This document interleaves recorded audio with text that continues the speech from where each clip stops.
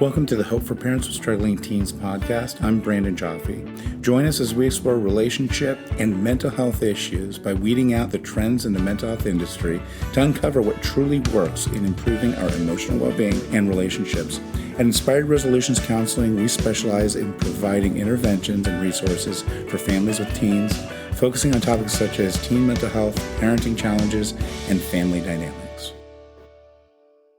All right, welcome back. I really appreciate you listening to me. And today I'm going to talk a little bit about this thing that people seek in therapy.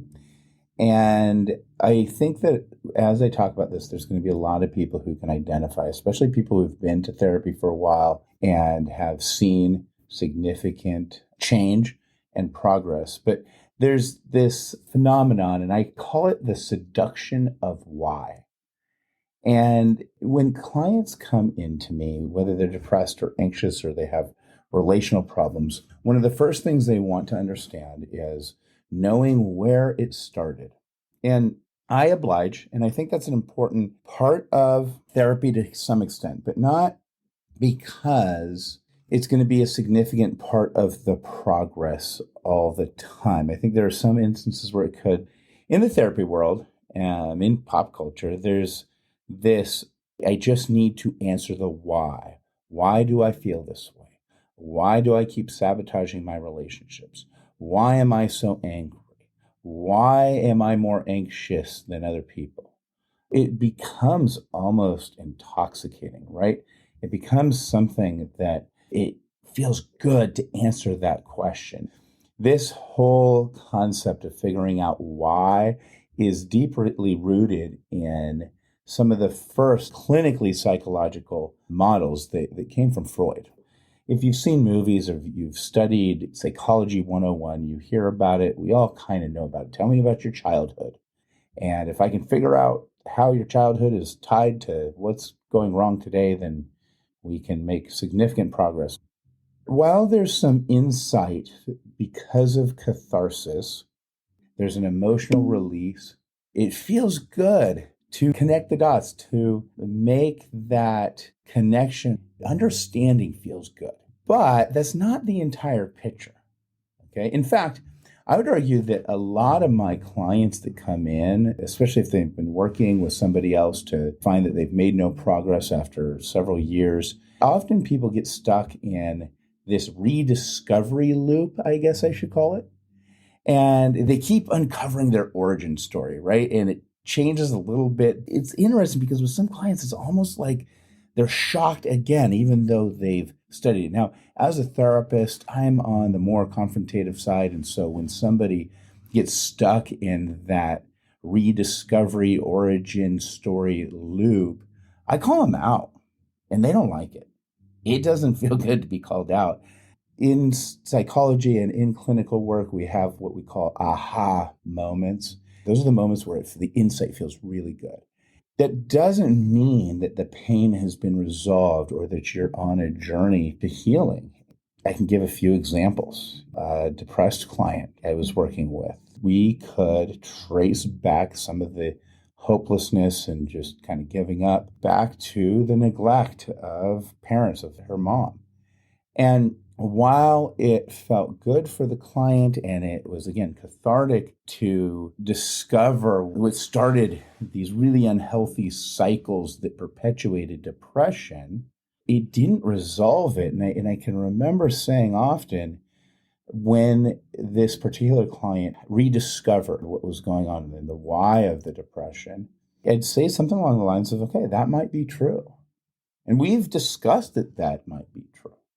But what are you going to do today? What's today going to look like? And sometimes I'll add, okay, the moments that you didn't get stuck in this loop, what was different? Another client, this happens in addiction so often, and the addicted client will have countless insights into their trauma, into why they are using, why they feel depressed and anxious. And I can think of a client right now where it was all about the neglect in childhood and some pretty crazy stories and the need for relief and comfort. But knowing why this person or why the clients I work with became an addict doesn't lead to overcoming what is going on, getting sober, and putting one foot in front of the other into recovery. If you've listened to me or read my articles before, I separate sobriety from recovery. And true recovery doesn't necessarily happen because the client figured out why they are addicted. And their why they are addicted is more complex than just tying it to childhood trauma every time.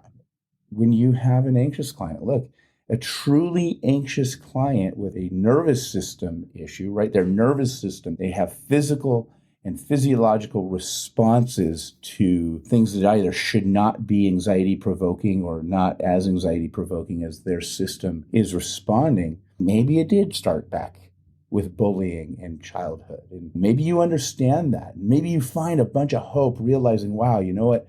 My anxiety issues start from when I was a child and I was bullied, and I can now trace my fears and now I understand where it came from. That doesn't do much help in terms of figuring out your current triggers. It doesn't do much help in terms of resetting your central nervous system, but a whole bunch of small little steps and exposures that are repeated over and over again, and learning how to use your breathing and your understanding your panic attack, doing that stuff over and over and over and over again, that becomes very helpful.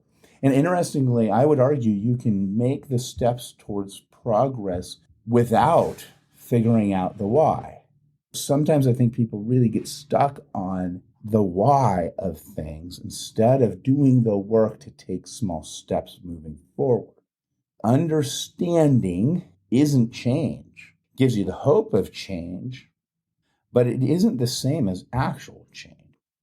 A lot of modern clinical work has shifted from focusing on the why of things into how to help people get unstuck. It's focused on developing and building new habits based on what works and getting rid of what doesn't work.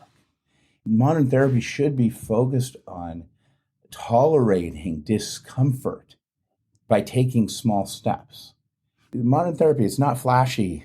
It doesn't even feel very powerful in the moment. The aha moments of figuring out the why, those feel good, man. There's a lot of dopamine streaming through your body during those moments.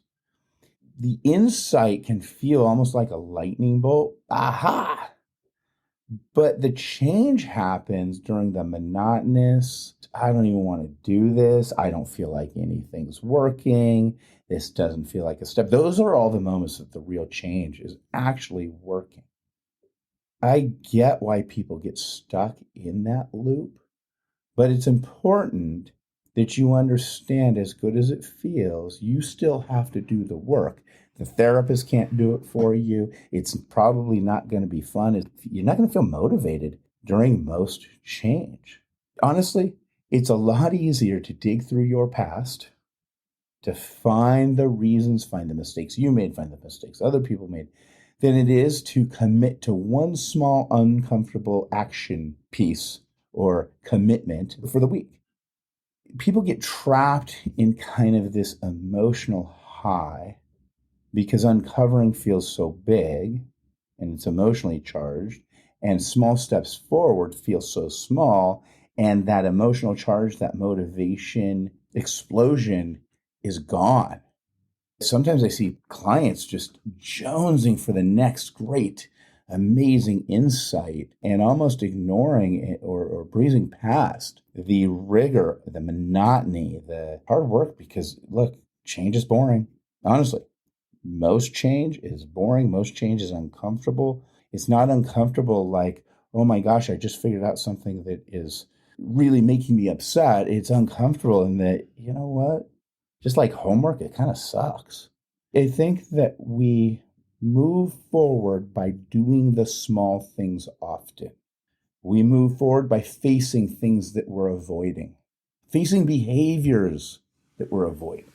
You got to face the big insights too. Don't get me wrong. But a lot of the actual change comes after that in facing things that you don't really like doing. For a depressed client, it might be actually going to the mailbox and pulling out the mail. Nobody likes doing that. Moving forward comes in learning how to tolerate discomfort without falling into seeking those instant gratification cycles. Moving forward happens when you're willing to take a step forward, even though it's hard, and then fail, and then take a step forward, and then fail, and then fail, and then fail, step forward, fail. It's repeating those new behaviors that you know are healthy over and over again, even when you start second guessing, right? When you're trying to move forward in mental health, you got to know when to trust your mind and when your mind is trying to trick you. It's making a plan and then repeating those behaviors over and over again until it feels natural. If you're in therapy or you're thinking about being in therapy, I want you to ask yourself this question often. What would it look like to do something different this week? Even if I'm still not sure why I feel the way that I do. And I think that's the key. What am I going to do different? How am I going to build on the things that might be working? Can I be honest with myself? I hope this helps you on your journey, whether you're fixing a relationship or you are trying to overcome your own mental health issues or trying to learn to walk alongside somebody. I hope this helps just in terms of a framework and a mindset for seeking help. I appreciate you, and I look forward to our next podcast. The Hope for Parents with Struggling Teens podcast is an Inspired Resolutions production, hosted by Brandon Jaffe, edited and mixed by Natalie Atkinson, music by Natalie and Sean Atkinson. Inspired Resolutions Counseling is based in Yorba Linda, California. Whether you're interested in joining our group, seeking therapy services, or exploring more of our resources, you can find us on our website, Instagram, Facebook, or YouTube at Inspired Resolutions Counseling.